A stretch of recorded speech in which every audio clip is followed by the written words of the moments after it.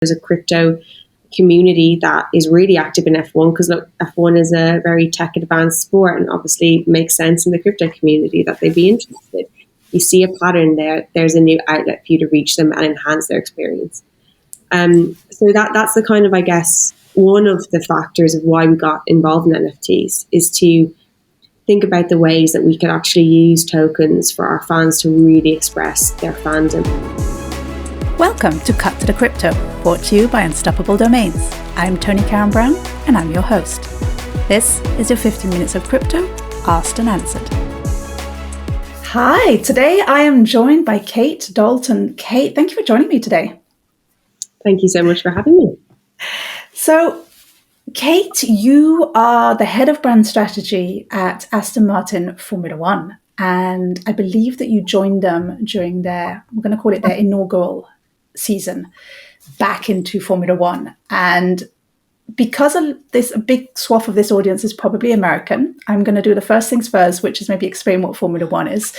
For those who aren't familiar, I'm going to do the best I can. And if I've missed something, you should, as the expert here on this call, you should absolutely feel free to chime in. But the way I've been describing Formula One to people who look at me bizarrely is it's a global single-seater race series. It's often referred to the pinnacle of motorsports. Like a lot of the drivers in single-seater race series want to achieve that level, which is the ultimate level, which is Formula One. And Aston Martin is one of the 10 teams currently on the grid. And the way I've been describing Aston Martin is it's one of those incredible brands with such legacy and heritage. And it left Formula One for a while. And so it did a lot of buzz and a lot of noise and a lot of excitement when you all joined back Formula One, and you're heading into your second season, I believe, this year. And I also think this is why this is a perfect conversation for us to have today in the world of crypto. Is Aston has been unapologetic and unafraid of, I think, pushing the boundaries and trying new things. And I don't know if you want to add more to that before we dive into the conversation. Yeah, absolutely. I mean, as you said, Aston Martin as a brand, not just in sport, obviously, but in automotive, what it's known for is steeped in heritage, especially with that Britishness and the nuances of what that means.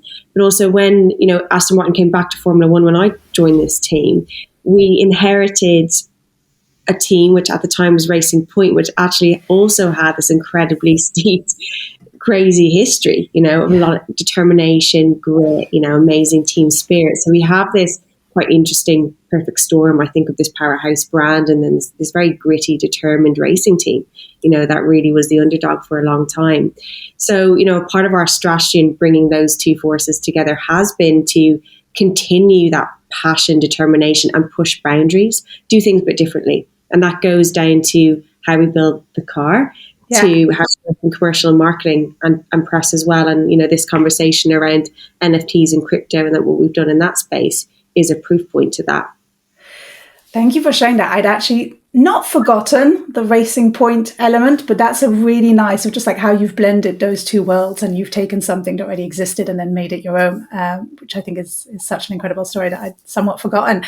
And to give a little bit of backstory here, I really wanted to talk about the future of sports and the future of fan engagement and how sports were leveraging technology to basically increase fan engagement as it becomes more of a digital and a social first element in the sport. And I also wanted to have a look at how crypto was redefining that fan engagement in the sports. And my issue is I don't follow any other sport but Formula One. So naturally my mind went to Formula One, and I was like, well, if I'm going to have a conversation with someone that I can actually follow somewhat of it, it has to be someone in Formula One. So this is just like you are the perfect guest to talk about this, both because I can follow and understand Formula One, but I know that Aston Martin has been doing so much in this space. So maybe before we tackle the question of how crypto is redefining fan engagement, let's maybe first talk a little bit about what you've done with Crypto.com, which is one of your big partners in the past 2 years, and then how the NFT drop falls into your brand strategy as it stands right now. So, of course, as you mentioned, one of our valued partners is Crypto.com. We were the first F1 team to drop NFTs at the beginning of last year. So literally in tandem with the first time the car went out on track, when we put the car down, that's what we call it, we first put it out on track.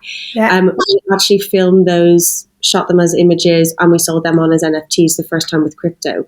It still maintains, and I hope we can hold this crowd for a while, it was the fastest selling sports NFT drop ever on the platform. So they sold out, I do actually forget the number of editions, but there's a couple thousand, but they sold out in under 24 hours. And it was amazing to see because, this conversation, I think in general, is important to caveat, no one in sport at this moment, I think, is an expert at how they actually use tokens in different ways to engage with fans. I think it's ever evolving. And it was such an interesting thing for us to go into that with crypto and see how it performed and see how people engaged. And it was quite a small overlap actually through kind of like F1 core fans who were engaged in crypto. And that actually a lot of the buyers of those products were just kind of crypto curious in general, or were into crypto. So they saw this as just another opportunity. But I'm thinking that we're seeing more of a merge now of actually sports fans and F1 fans moving right over to the crypto community, even in the space of a year. So this is really interesting. So when you drop something like this, because it truly is, it's like this, first of all, F1 is slowly starting to become more mainstream, but it is one of those niche sports. And then you have crypto, which is obviously a very niche part of the tech world right now. And so there's this little overlap. And that's fascinating to me that it's what I'm hearing from you is initially it was the crypto curious people, but it was also people who might have been more aware of what an NFT is and what crypto is that started potentially maybe getting them more into F1. And is there a world in which now it's like sort of changing that you're starting to get the diehard F1 fans going, oh, wait, I maybe collected memorabilia and this is maybe a new form. So is that the evolution that you're seeing? That's what we're seeing, is that there's a little bit of progress there in terms of those worlds almost merging, but it still is a small niche group. Yeah. And I think that what crypto does for us, and crypto.com helps us do, and what our NFT products are helping us do, is both kind of deepen the relationships we have with those F1 fans that are interested in crypto, or as I said, crypto curious, looking at buying memorabilia in this way, but also broadening our reach and creating new fans through it. Where we can offer this additional product and this additional experience. So that's what we're seeing, but it's still quite a small group of people. It still feels niche, but with anything at the moment, particularly on NFTs, it's just evolving weekly. And I think how brands, sports teams, so on, how they interpret them, how they use them for an expression of their own brand or whatever initiatives they want to run is, again, just, it's evolving. It'll change. 6 months' time, some of the comments I make in this conversation will be outdated or could be outdated. So it's just important to know that, we're exploring. And I think as I said at the top of this chat, our brand strategy and our strategy as a business is to push boundaries and to explore. You might get it wrong sometimes, but that's part of this journey with us. And we saw it as an opportunity with crypto to really give our fans something different that felt special, that felt different to what we might have already offered, say, for instance, with a membership scheme. Like you can't trade a membership online or newsletter, but you can trade an NFT, they're liquid. So it was adding this like additional experience or enhancement for our fans that we're able to do through NFTs, which was really exciting. So we've dropped our second project now. That was pieces of the AMR 22, our 2022 F1 car, which was really successful. And we took our learnings from last year and looked at how we could adapt this drop to make sure it fit, for our fans and what they were asking for. So we looked at creating utility-based NFTs. So all of the tokens actually had rewards against them depending on the tier you bought at. And we gamified it. So we created all of the NFTs in mystery packs. So you would buy a bundle on crypto.com and you kind of didn't know what you were getting. And the idea is that then you go into the secondary market and then you gamify. You're trying to find, the missing pieces you want. And if you were to get all those parts of the car, those NFTs, then it would unlock a final one for you. So we looked at those different tactics just to ensure, I guess, we were meeting the needs of what the kind of crypto community are looking for today and what's successful, what looks like best practice. And so far it's gone down really well.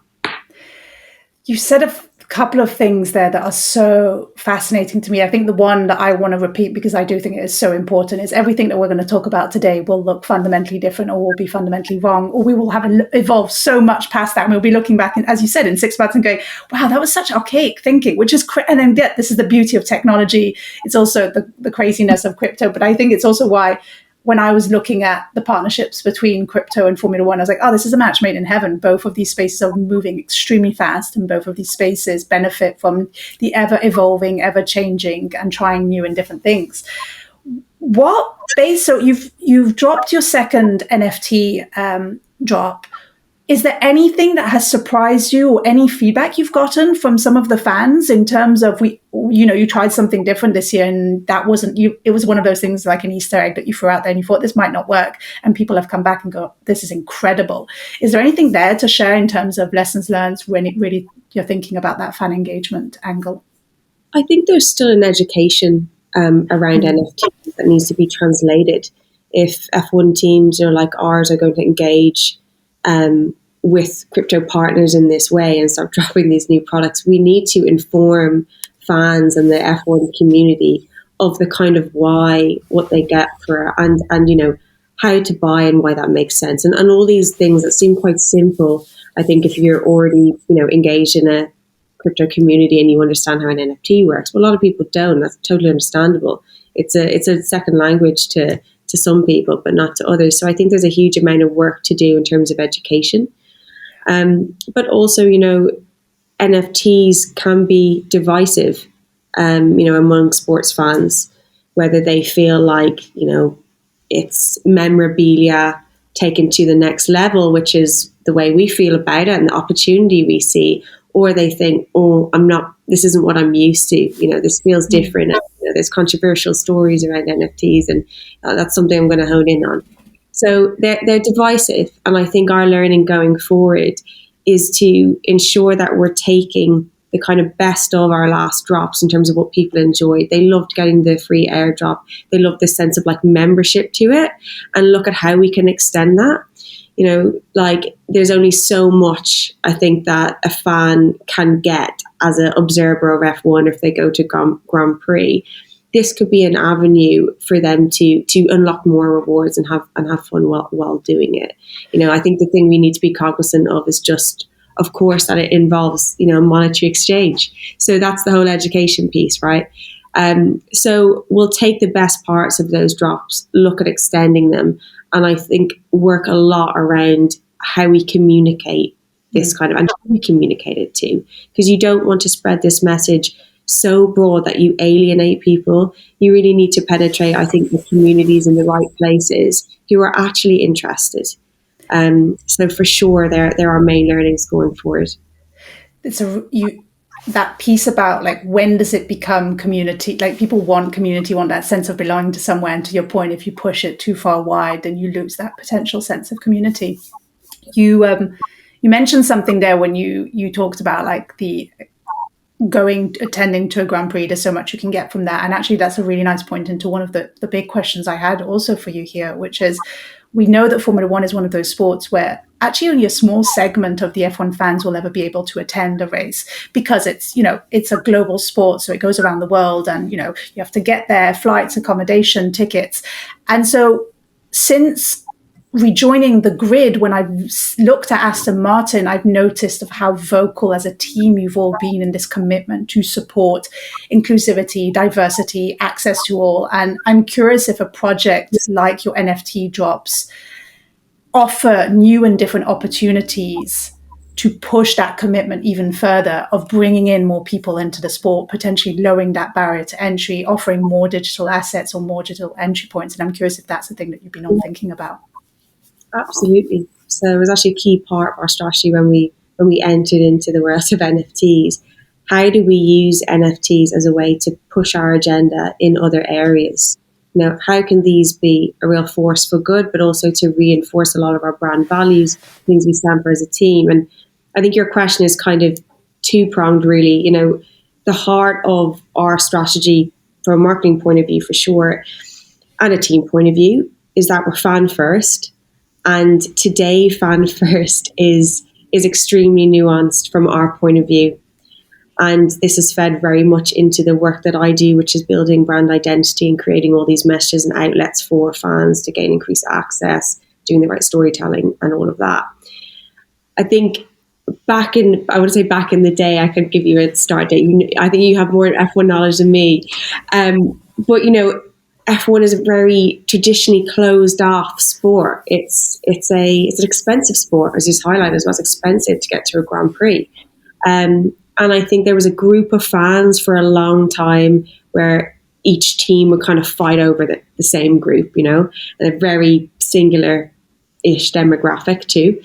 And then it kind of moved into this era of broadcast digitalization, where you see a lot of fan engagement then starting to become important.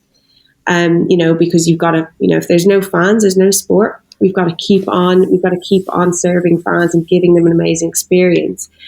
And the opportunities to switch for a sports fan to something else because they're not getting what they want from this are much broader now, right? And they can do it much quicker. They can go from one TV channel to the next, all of that kind of stuff. So the need for us as an F1 team to really create a strategy there that is going to penetrate, the groups that we need and is going to really make them feel involved is greater than ever. We've kind of got to a point in F1 where I think you mentioned at the top of this chat, Formula One is the pinnacle of motorsport, and it would be considered as the most advanced technology essentially in motorsport. But having said that, and it is the pinnacle very much, when it comes to fan engagement, innovation, I would say, has been relatively slow. And we're currently playing a lot of catch up.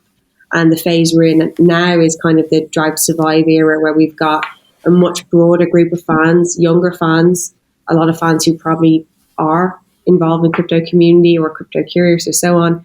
And we need to find ways to reach them. So to your question of kind of how do we use Web3 NFTs to elevate our strategy, which is about accessibility, which is about inclusivity. We like to say that we want to create inclusive insiders. That is our line.